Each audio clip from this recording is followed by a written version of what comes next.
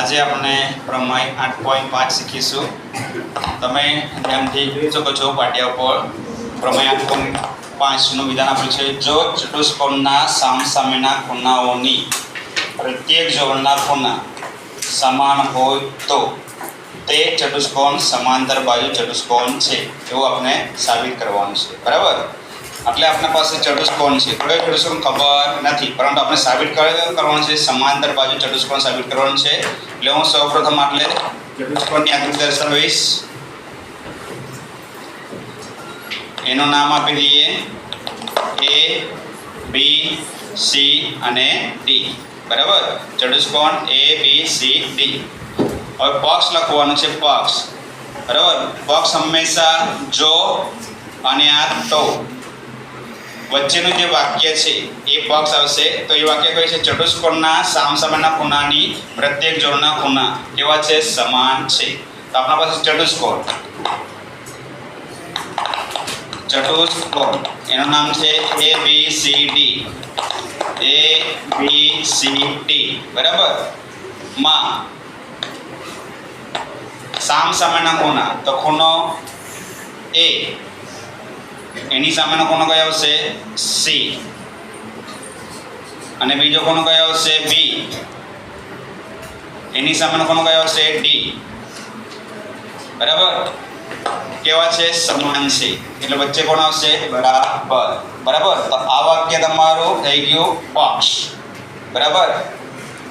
તો પછીનું વાક્ય છે તે ચતુષ્કોણ સમાંતર બાજુ ચતુષ્કોણ છે। આ વાક્યને આપણે આમાં સામા લેવાનું સાધ્યમાં, તો સાધ્ય તે ચતુષ્કોણ, તે એટલે કોણ?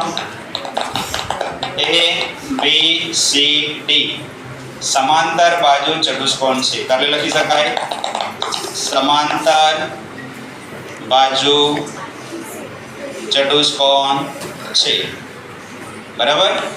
સાબિતી, તો સાબિતીમાં આપણા પાસે ચતુષ્કોણ છે જેનું નામ છે A, B, C, D માં કેટલા ખૂણા આવશે? 4 ખૂણા આવશે।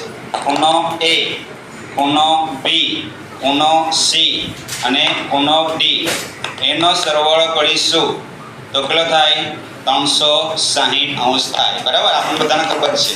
હવે એટલે તમે ધ્યાનથી જો પક્ષમાં C દેખાય તો કોણ લેવાનું? A, અને D દેખાય તો કોણ લેવાનું? B।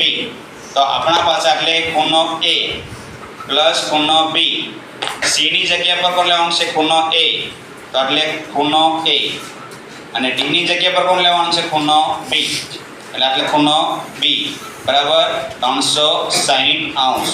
ખૂણો A, ખૂણો A બે વાર આવ્યા, ખૂણો B, ખૂણો B બે વાર આવ્યા, બંનેમાંથી 2 કોમન કાઢી લઈએ એટલે 2 કૌંસમાં ખૂણો A વત્તા ખૂણો B બરાબર 360 અંશ। 2 નીચે જશે, બરાબર। ખૂણો A વત્તા ખૂણો B બરાબર 360 ને 2 વડે ભાગો એટલે કેટલા આવશે? 180। ખૂણો A અને ખૂણો B એટલે આવ્યા, તો આપણે લખી શકીએ પરંતુ ખૂણો A અને ખૂણો B, બરાબર। ખૂણો A ને ખૂણો B એટલે ખૂણો આ A ને આ ખૂણો B, તો આ BC બાજુ છે, આ AD બાજુ છે, ની આની શું કે રેખાના એક તરફનો શું બનશે? અંતઃકોણની જોડ બને। તો આપણે લખી શકીએ AD અને BC ની છેદિકા બરાબર AB થી બનતા એક તરફના અંતઃકોણની જોડ છે અને તેઓ એટલે ખૂણો A અને ખૂણો B નો સરવાળો થાય 180 એટલે પૂરક કહેવાય। તેઓ કેવા છે? પૂરક છે, પૂરક છે, બરાબર। એટલે કે તમારા પાસે 2 રેખા છે, બરાબર, BC અને AD, એ બંને કેવી થઈ ગઈ? સમાંતર। તો આપણે લખી શકીએ AD સમાંતર BC, એને નંબર 1 આપી દઈએ, બરાબર।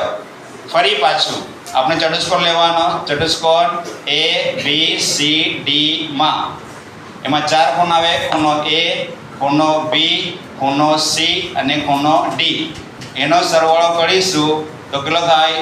360 અંશ, બરાબર। પરંતુ આ વખતે સી દેખાય તો એ લેવાના, પરંતુ બી દેખાય તો ડી લેવાના. બરાબર, ધ્યાન આપજો. એની જગ્યા પર એ, બરાબર. બી દેખાય તો કોણ લેવાનું? ડી. અને સી દેખાય તો કોણ લેવાનું? એ. બરાબર. અને ડી દેખાય તો ડી ની જગ્યા પર રહેશે 360. તો આ વાક્ય શામાં આવશે? પક્ષમાં. બરાબર. એટલે બી આ વાક્ય આપણે પક્ષમાંથી લીધું એટલે આપણે પક્ષ લખી દેવાનું. બરાબર.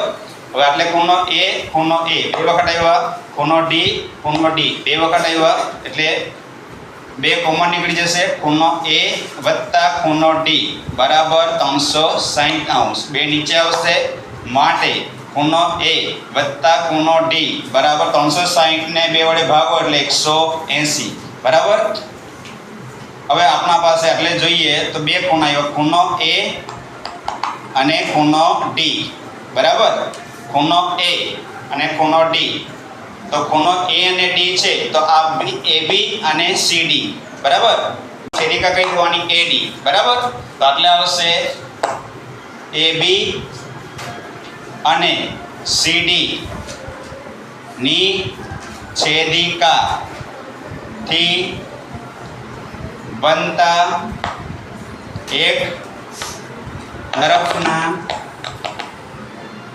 અંતઃકોણની જોડ છે અને તેઓ એટલે કોણ? ખૂણો એ ને ખૂણો ડી નો સરવાળો થાય 180. 180 થાય એટલે એને શું કહેવાય? પૂરક છે. બરાબર. તો આપણા પાસે બે રેખા AB અને CD, બંને રેખા કેવી થવાની? સમાંતર. તો આપણે લખી શકીએ AB સમાંતર CD અને નંબર 2 આપી દઈએ. બરાબર. હવે આપણા પાસે લીધેલો કોણ? ચતુષ્કોણ. બરાબર.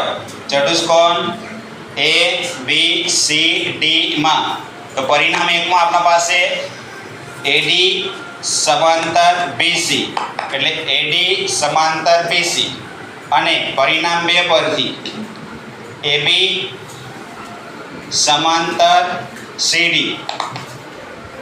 AB સમાંતર CD. બરાબર. હોવાથી તો આપણે શીખી ગયા છે કે જે ચતુષ્કોણમાં બે જોડ સમાંતર હોય એ ચતુષ્કોણને શું કહેવામાં આવે? સમાંતર બાજુ ચતુષ્કોણ. તો આપણા પાસે આ ચતુષ્કોણ છે ABCD, એમાં બે જોડ છે. બરાબર, સમાંતર. તો આ ચતુષ્કોણનું નામ બની ગયું ચતુષ્કોણ ABCD. કેવો બની ગયો? સમાંતર બાજુ ચતુષ્કોણ છે. તો આ તમારું વાક્ય ધ્યાનથી જોશો તો એ વાક્ય આમાં છે સાધ્યમાં. તો આ રીતે પ્રમેય સાબિત